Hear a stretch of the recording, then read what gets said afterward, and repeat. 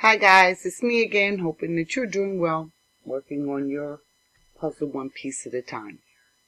This video is going to talk about the release of inmates and or detainees in the wake of this current pandemic situation. And let me start off by saying I personally have close family members, friends who are incarcerated, state and federal levels. I've got a brother in prison right now, and several close kin, as they would say in the country. And, some of them, I think that my kids were babies, toddlers, when they went in, and they're still in. My kids are grown now. And I'd love to see them. I would love to hug a neck. I'd love to spend time. The reality is we're just too far away from each other to see them as often, for visitation and stuff like that. But the truth of the matter is they made their choices in life. And I think we have to be careful in what we ask for, especially during this pandemic. This video is going to list a few reasons why we need to be cautious about pushing for people who are locked up to be released. First, let me say, for the longest, it's been, issues have been raised about the parole process, about the bail, how unfair the cash bail system is, how folk who, especially in New York, out on Rikers, that's the detention center, if you will. That's where they go and they sit waiting for their trial to occur. And we know the conditions are awful in Rikers. It was awful when I was growing up in New York. And they've not gotten any better from what I understand. I've never personally been there to see it myself, but I'm taking it based on what people are reporting to me. But so for the longest, we've been looking at prison reform, bail reform, criminal justice system reform, all of that, and now all of a sudden we got this pandemic and they're going to release inmates or detainees or some combination thereof. They weren't doing it all along for the right reasons, for humanitarian reasons, for justice reasons, etc. So why are they doing it now? And granted, not all of them have been convicted. Like I said, like the ones I know in Rikers and who knows wherever else, they're there unjustly. Some who, bottom line, did not commit the crime, so they've been set up or whatever the case may be. But there's a process to go through to get that taken care of.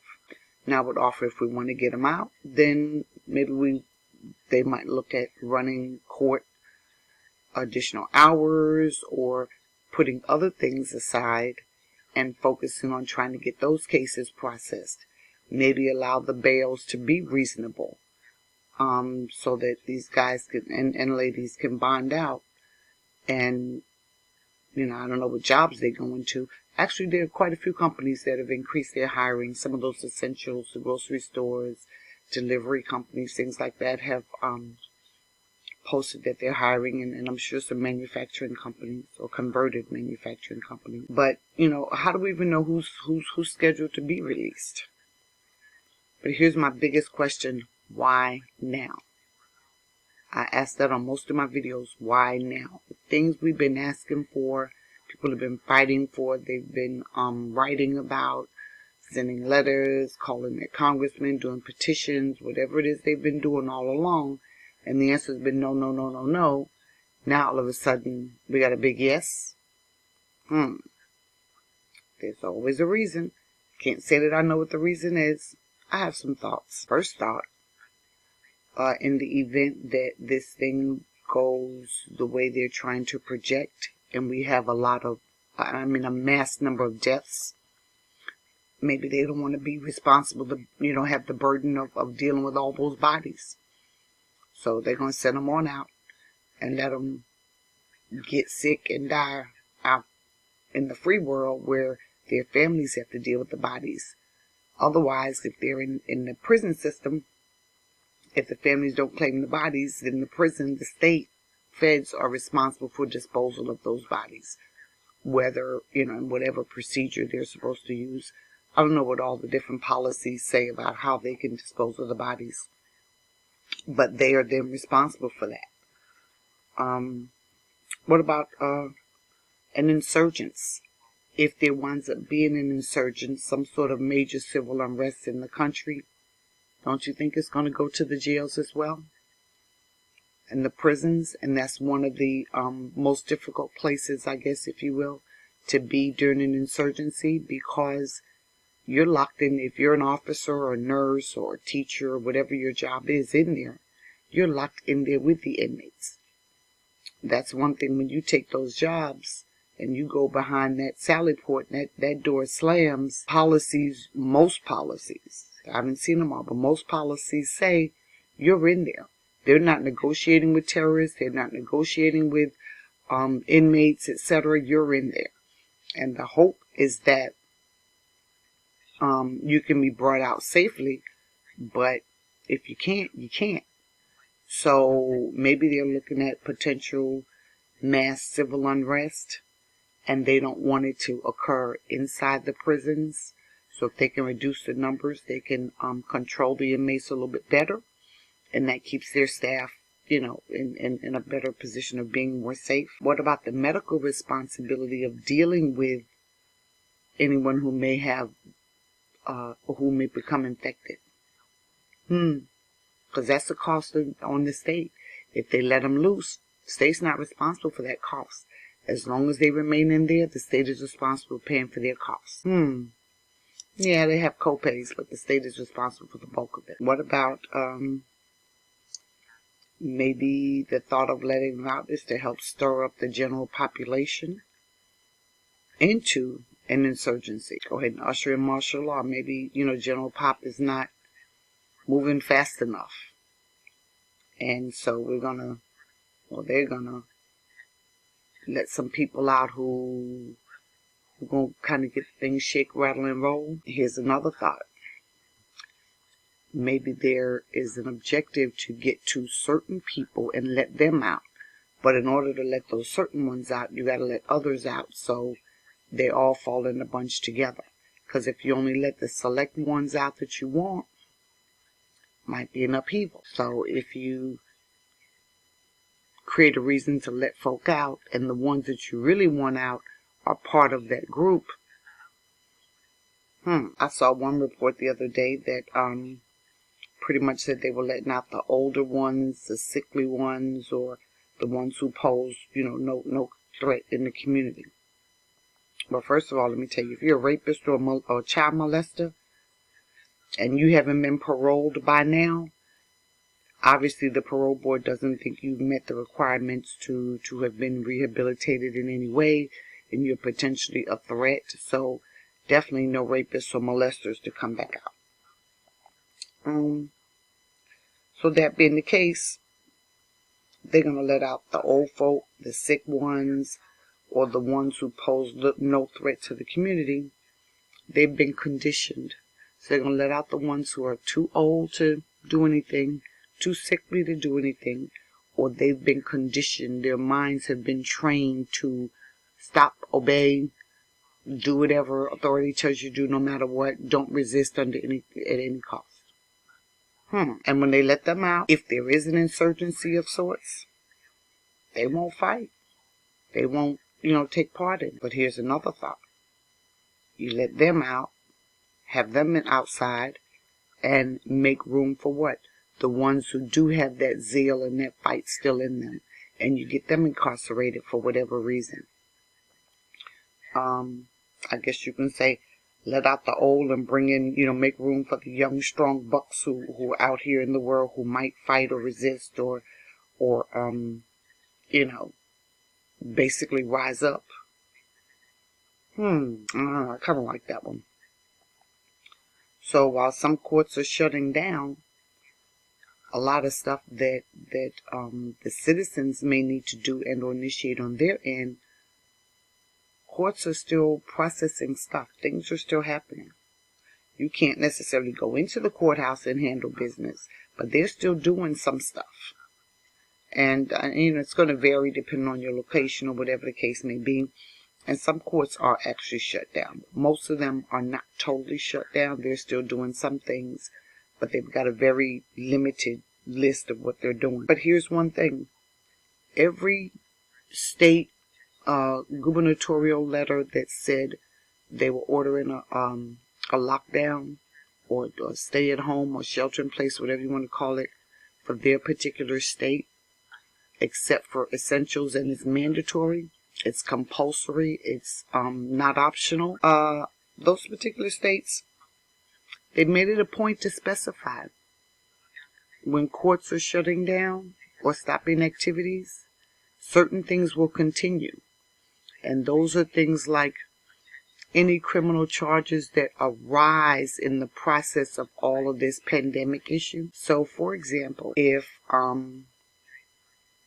military comes to your house and they say, we want to come in and check you, and you say no, and they say yeah, and you say no, there's a confrontation, whatever, they wind up subduing you and arresting you for, I don't know, failing to follow instructions, failure to comply, whatever term they use. Those charges, yeah, you're going to go to jail. And according to the gubernatorial letters I've been seeing, those charges get to process. It's not a matter of they're going to give you a ticket and deal with it later. No, they're going to arrest you then, and you're going to go to court. You're going to go to the jail, and you're going to sit there and wait your turn to go before the courts, etc., etc. And here's one of my questions with that. With everything being shut down, how you going to get a lawyer? Or how's mama or sister or girlfriend or boyfriend or whoever it is going to get a lawyer? They don't have the free range to just go out and be interviewing attorneys all over the place, taking documents and letting attorneys decide if they're going to take their case or not. Now, yeah, it can be considered essential, but by the same token, that means they're subject to be stopped and detained or harassed or questioned when they're just trying to get that done.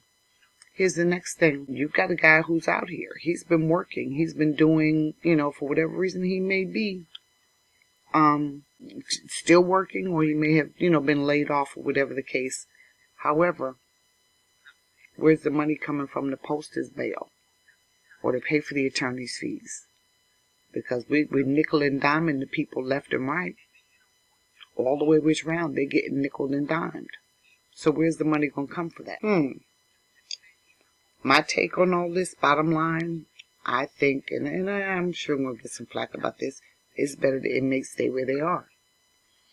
Now I've got this picture here where Walker County, Alabama, it's a little north of Birmingham, kind of in the Jasper area. This is what their sheriff's office did. They set up, as you can see, these two tents, kind of like MASH, the movie MASH, or the series. And what they're using them for is they are moving, well, it could be for two things.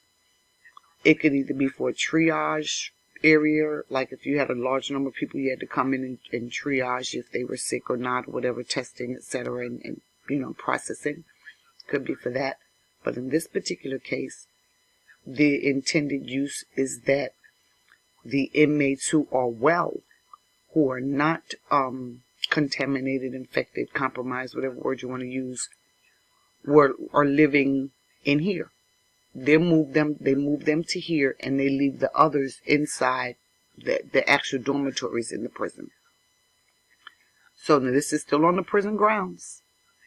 It's still on the grounds. I don't know, maybe it's set up in the yard or wherever it's set up. But so you don't have to have that much additional manpower to run security.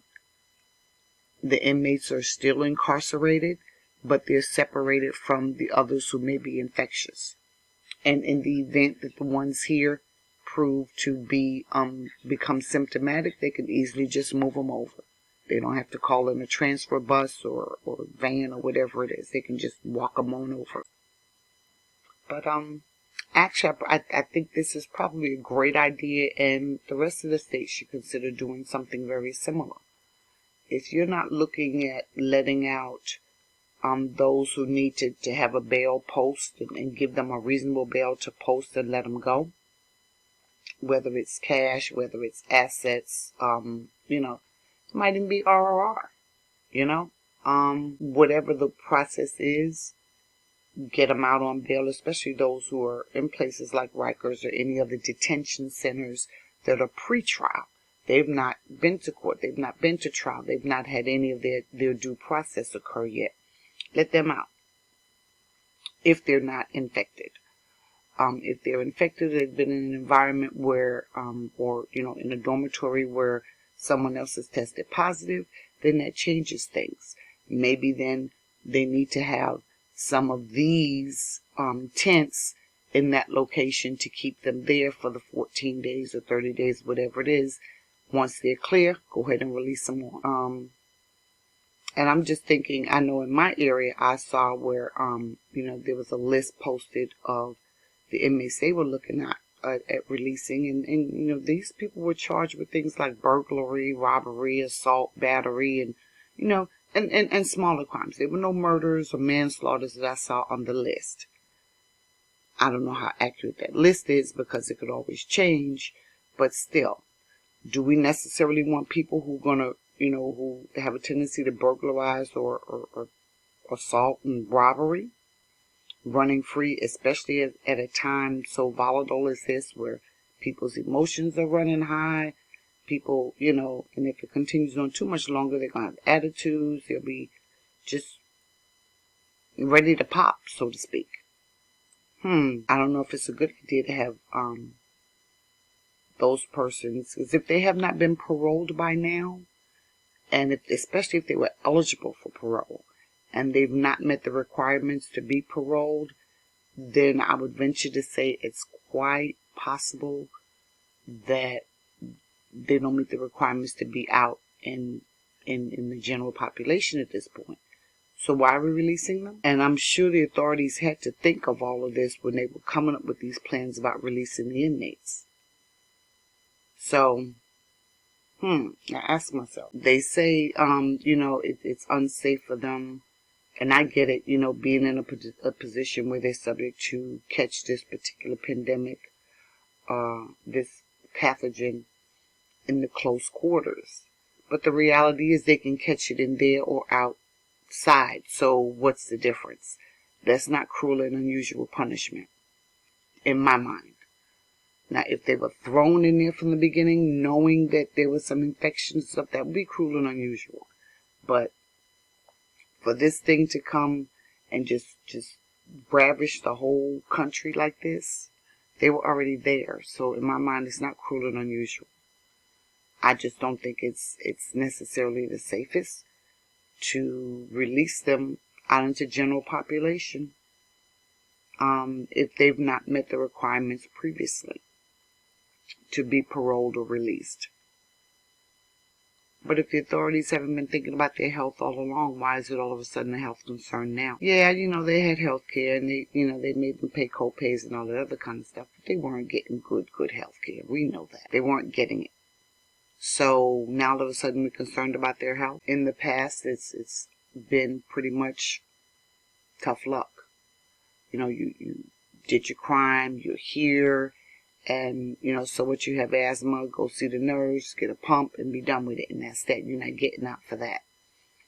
But what's the one that recently went and they took him from the courthouse, he was headed to the jail, and suddenly he had a heart condition and wound up in the hospital, and you didn't hear about him for a few days, and then eventually he made it to Rikers, supposedly, after having some kind of surgery or heart surgery or something along those lines.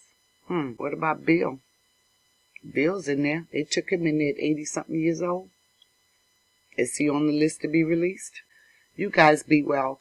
Just keep in mind, be careful what we ask for, because if these inmates' health, their safety, and their well-being was not a concern all this time, if they're going to consider releasing them now, there is a reason for it.